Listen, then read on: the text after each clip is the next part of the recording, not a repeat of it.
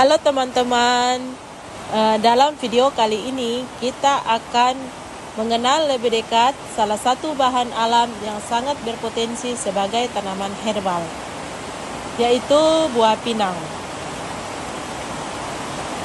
Di berbagai wilayah di Indonesia, buah ini dikenal dengan nama pinang, namun memiliki sebutan khas di beberapa daerah.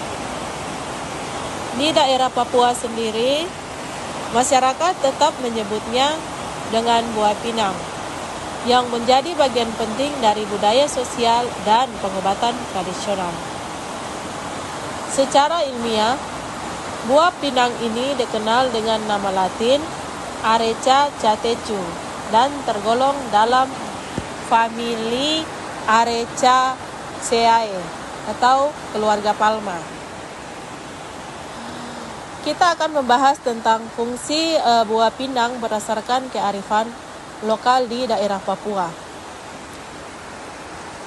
Dalam kehidupan masyarakat Papua, terutama di kalangan suku-suku seperti suku Moi dan suku Meak, buah pinang ini memegang peranan budaya dan kesehatan. Biasanya, buah pinang ini dikunyah bersama kapur dan daun sirih. Buah pinang ini dipercaya dapat menambah semangat dan energi harian, meningkatkan konsentrasi dan stamina, menghilangkan rasa kantuk, mengobati sariawan dan gangguan pencernaan, serta menjaga kekuatan gizi dan juga gusi. Buah pinang ini juga digunakan dalam acara adat sebagai simbol penerimaan dan persahabatan tradisi. Makan pinang menjadi momen penting dalam komunikasi sosial di Papua. Kemudian, fungsi buah pinang berdasarkan literatur ilmiah atau buku farmakope. Menurut berbagai literatur ilmiah dan jurnal farmasi, buah pinang mengandung senyawa aktif seperti alkaloid arekolin dan arekaidin yang bersifat stimulatif, meningkatkan aktivitas sistem saraf pusat, serta bersifat antiparasit. Yang kedua, polifetanol dan tanin, di mana berfungsi sebagai antioksidan, antimikroba, dan antiinflamasi. Kemudian fungsi yang ketiga, proantosianidin, yang memiliki efek antidiabetes dan menjaga fungsi pembuluh darah. Secara farmakologis, ekstra biji buah pinang ini memiliki aktivitas seperti antihelmintik atau mengatasi cacingan, antimikroba melawan infeksi bakteri, antiinflamasi yang mengurangi peradangan, analgesik meredakan nyeri, dan antihiperglikemik yang menurunkan kadar gula darah. Kemudian ada beberapa dosis penggunaan dari buah pinang ini sendiri. Penggunaan secara tradisional di daerah Papua, umumnya masyarakat mengunyah 1-2 butir buah pinang setiap kali bersama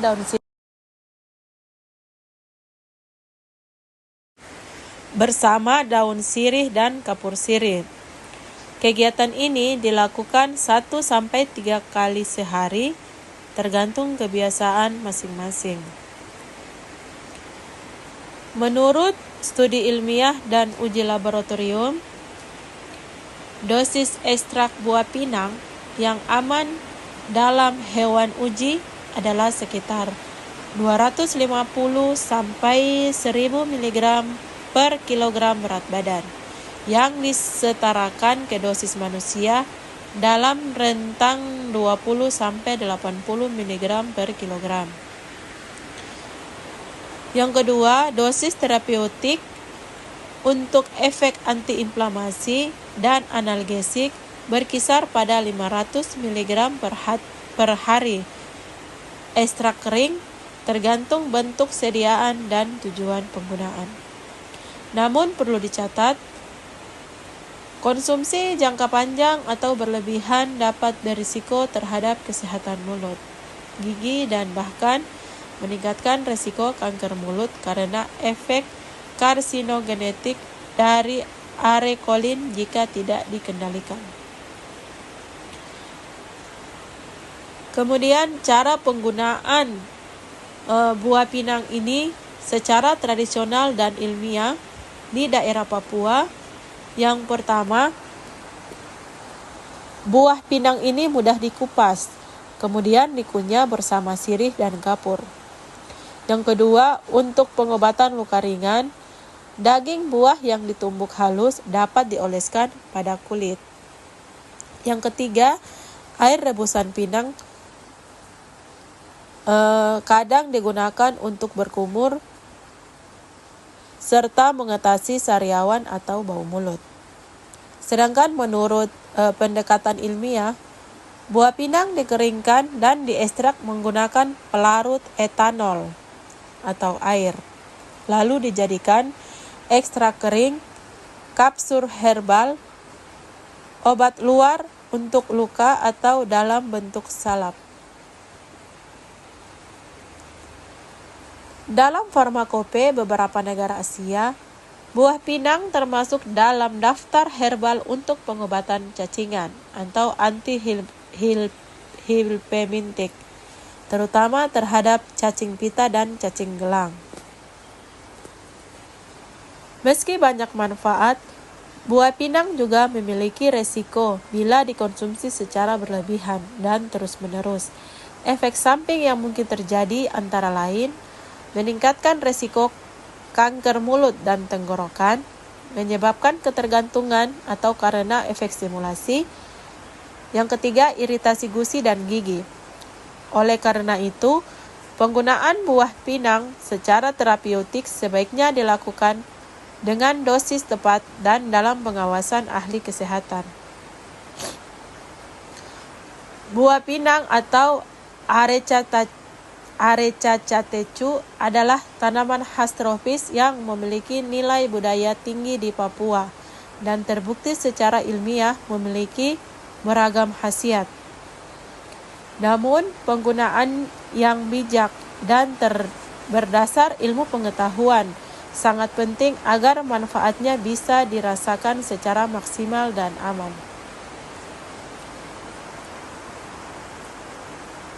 Kemudian menurut ada beberapa penelitian yang meneliti tentang buah pinang, yaitu yang pertama pada tahun 2020 yang dilakukan oleh Suryani N dan Rofik I, di mana artikel ini membahas senyawa aktif dalam pinang, termasuk arekolin yang memiliki efek stimulasi, anti-helmintik, dan anti-inflamasi. Penelitian ini juga mencatat efek samping dari konsumsi pinang dalam jangka panjang. Penelitian yang kedua dilakukan pada tahun 2021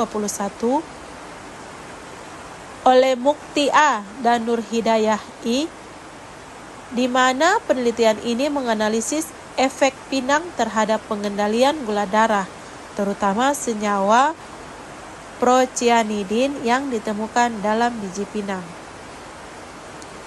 Penelitian yang ketiga dilakukan pada tahun 2019 oleh Situmorang A et al., di mana artikel ini meninjau efek antiinflamasi, antibakteri, serta penggunaannya dalam pengobatan tradisional dan mengeksplorasi potensi pinang dalam pengobatan penyakit infeksi. Yang penelitian yang keempat pada tahun 2020 oleh Ismail M. dan Abdul Razak, di mana dalam tinjauan ini penulis membahas aplikasi tradisional dan modern dari pinang dalam pengobatan herbal serta prospeknya dalam formulasi farmasi termasuk dalam buku farmakope. Penelitian yang terakhir dilakukan pada tahun 2022 oleh Kurniawati T dan Kurniawati R, di mana studi ini menunjukkan aktivitas antiinflamasi dan analgetik dari ekstrak biji pinang yang diuji pada model hewan, serta membahas dosis yang efektif dan aman untuk dikonsumsi manusia. Sementara menurut Pharmacopoeia Herbal Indonesia edisi terbaru pada tahun 2021, menyebutkan pinang sebagai tanaman herbal dengan kegunaan utama dalam pengobatan antihistamintik, analgesik, dan stimulasi dalam sistem saraf.